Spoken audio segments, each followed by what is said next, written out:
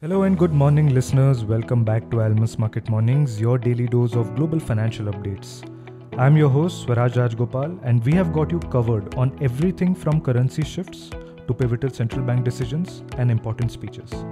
Plus, you'll gain expert analysis on macroeconomic data that's shaping the market narrative right now. Join us for this episode and navigate the markets with confidence. Trump and tariffs might be the two most used words starting with T this year. Now, after the 25% tariff on imported aluminum and steel, President Trump indicated that a 25% tariff on automobiles, semiconductors, and pharmaceuticals is quite likely. Now, it's an important development for us sitting in India, especially since a lot of our pharma trade is dependent on our exports to the US. Apart from this, there was also the Fed minutes, which gives us a better understanding of the thought process of the FOMC participants. Good morning, JK. Your take on these developments? Hey, good morning, Suraj. Yes, I think the tariff news will never die down because there are ongoing considerations of higher tariffs on various items, and the latest list is not really surprising. But what I actually look forward to is how what shape it will eventually take, because so far whatever we have seen is that the threat of tariffs come about, and then it is also used as a tool for negotiating. What the US looks forward to from other countries, because eventually as we have said repeatedly, tariffs add to inflation, and if the affected countries also retaliate, that can add even more to inflation, and that defeats the very purpose of what Trump has been aiming at, to get the lower interest rates and to support the economy. In fact, yesterday, apart from about tariff, Trump also made statements of cutting taxes on domestic producer of oil and gas, dramatically cutting other taxes, and also no tax on social security, etc. So I think the policies are all over the place, and we really I think market really not taking any strong stand until it takes a final shape. Yes, but we'll keep consuming these news items and announcements, and see and wait for how important how what kind of shape it takes and the policy implications going forward. Yes, I think as far as US economy was concerned, this week the Fed minutes was the main focus. Where there were focus on inflation not coming off as they were, as the participants had expected, and been pointing to higher inflation outlook, possible effects of potential changes in trade and immigration policy, potential for geopolitical development should disrupt the supply chains, and stronger than expected household spending. These were in the focus, and so there is really no hint of any dovishness in the minutes. And most importantly, it also hinted at the possibility of slowing or even stopping the balance sheet runoff, as the reserves have dropped, and they could see further fall upon resolution of the debt limit.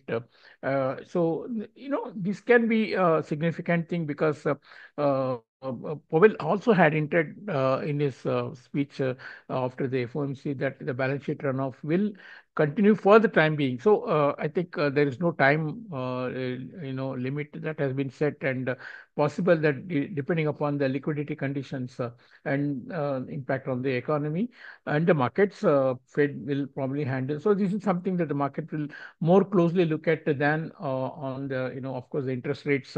As of now, the Fed watch tool shows only quarter percent increase cut in the rates this year, unless there is a dramatic change in the shape of the economy moving forward.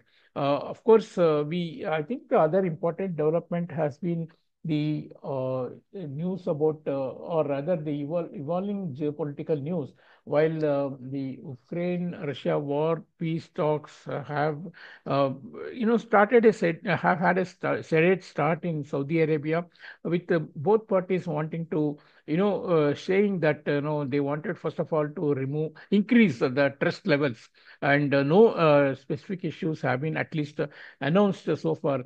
But one thing that is becoming clear is that Europe will get less and less support from US in terms of financing any defense, and that is putting Europe in a very suddenly into a very complicated situation, because some estimates indicate that they will have to spend as much as 100 billion immediately, or every year, to defend themselves in the absence of support from NATO.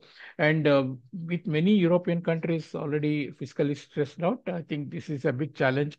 And we have already seen the bonds, German bond yields already rising about 16 basis points in the last 3 days.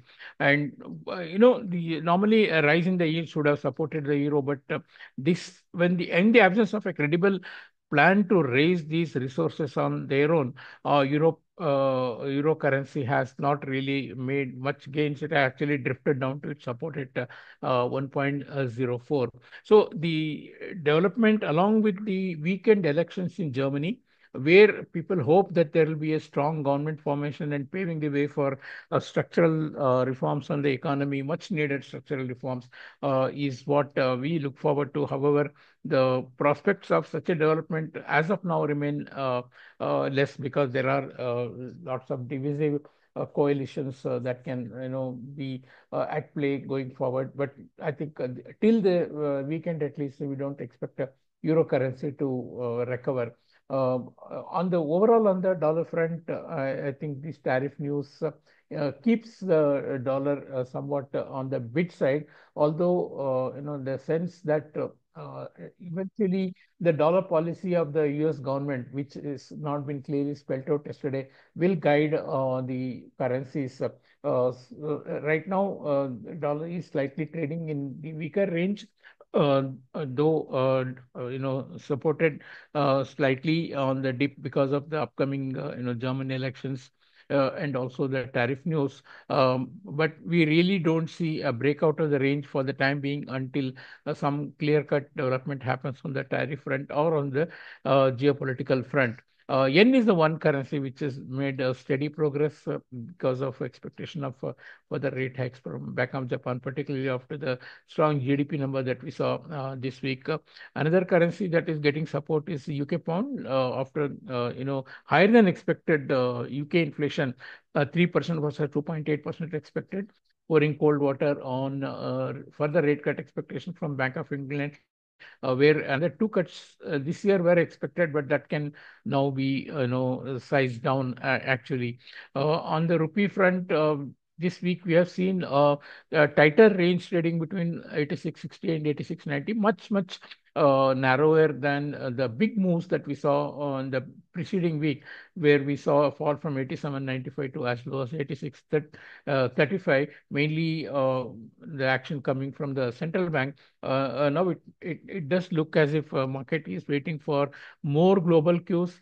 The Ukraine war ceasefire prospects have were initially support, but then that looks some more time to take, so that is not a factor anymore. I would more closely follow how the flows pan out going forward, because stock markets have fallen substantially, much more than other major markets. So will it get some value buying from FIs, and the flows restart? If that doesn't, and if the global market start to correct and it pulls down the Indian market, then we would have a prolonged period of negative flows, and then that could keep the rupee somewhat under pressure. But overall, I expect a 86.50 and 87.20 range to hold for some time, either side being attractive for the importers and the exporters respectively. Break of either, which should actually set that next trend for the rupee. For the timing, I would prefer this range to hold. Thank you. Thank you, JK. And a lot of moving parts for the markets right now. We have got the tariff news, where pharmaceuticals, automobiles, and semiconductors, they are talking about a tariff on that. On the data front, we had the FOMC minutes. So the U.S. Monetary policy, they are focusing on the fact that inflation is not coming off. There is a higher inflation outlook and potential impact of how this geopolitics and the change in immigration policies might impact inflation. As of now, market pricing when we see the Fed Watch tool, only shows one more rate cut of 25 basis points this entire year. When it comes to the peace talks, it has started. US and Russia at the table in Saudi Arabia. As of now, no firm commitment. Europe suddenly is facing a loss of support from the Americans. They are more likely to put up more money for their own defenses.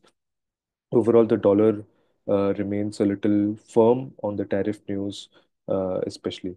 Yen is making steady progress, as JK mentioned, becoming stronger as rate hike bets they are driving the yen stronger. For rupee, we are in a tighter range this week after the previous week's large moves.